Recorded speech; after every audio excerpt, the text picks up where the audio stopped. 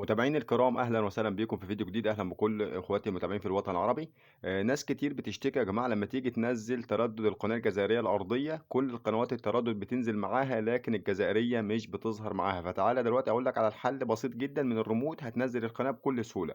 اول حاجه نضغط منيو، هتظهر معانا القائمه دي، ما نخش على كلمه يا جماعه التركيب او كلمه التنصيب او كلمه التثبيت او كلمه انستليشن، ايا كان المسمى اللي موجود عندك. بنضغط اوكي، وهنا بنخش على قائمه الترددات نضغط اوكي. هتفتح معانا القائمة دي. نتأكد إن إحنا واقفين يا جماعة على قمر النايل سات لو عندنا أكتر من قمر. تمام، أنا هختار النايل سات أهو. بعد كده بتظهر معايا القائمة الواضحة قدامنا، بندوس إضافة باللون الأحمر علشان نكتب التردد مع بعض. وهنكتب 11 6 80. وهنا معدل الترميز طبعا يا أصدقائي 27500، والاستقطاب بيكون أفقي، ونضغط أوكي. قال لنا المرسل موجود، مفيش مشكلة. هتلاقي الريسيفر أوتوماتيك أو زي ما أنت شايف بيقف على التردد عادي اللي أنت ضفته جديد. قبل عملية البحث نتأكد إن هو جايب معايا إشارة التردد. بنعلم على التردد علامة صح بالأوكي. بعد كده بحث يا جماعة. طيب نيجي لأهم نقطة في الموضوع، هنا التركية بتاعتنا يا جماعة في القصة دي. هنا عندنا نخلي نوع القناة يا جماعة، لو نوع القناة بنخليها الجميع عشان القناة تنزل معانا. طيب لو خليناها مجانية زي كده وعملنا بحث، هنبص هنلاقي القناة مش هتنزل معانا. بصوا يا جماعة التردد نزل معانا 8 قنوات اهو.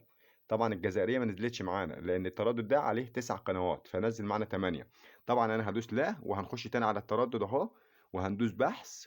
فبنيجي نخلي دي يا جماعة الجميع عشان ينزل معانا كل القنوات المشفرة والمفتوحة والراديو وكل القنوات. هنضغط اوكي، هنلاقي دلوقتي القناة هتنزل معانا بكل سهولة، هي نزلت معانا. والتردد بصوا نزل معانا 9 قنوات. هندوس نعم ونطلع نشوف القناة مع بعض دلوقتي.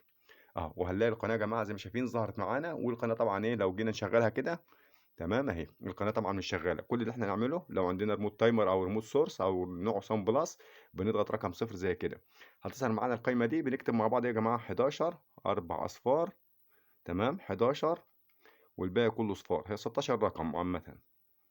تمام اهو بنكتب زي كده بالظبط، وبعد كده بندوس ازرق تأكيد، هنلاقي القناة فتحت معانا على طول بكل سهولة. تمام اهو. الموضوع بسيط يا جماعه، وادي التردد اهو حزمه عامه تقدر تستقبله في اي مكان في الوطن العربي، ولازم يكون عندك ريسيفر اتش دي علشان تقدر ايه تستقبل القناه. واستنونا في فيديو جديد، والسلام عليكم ورحمه الله وبركاته.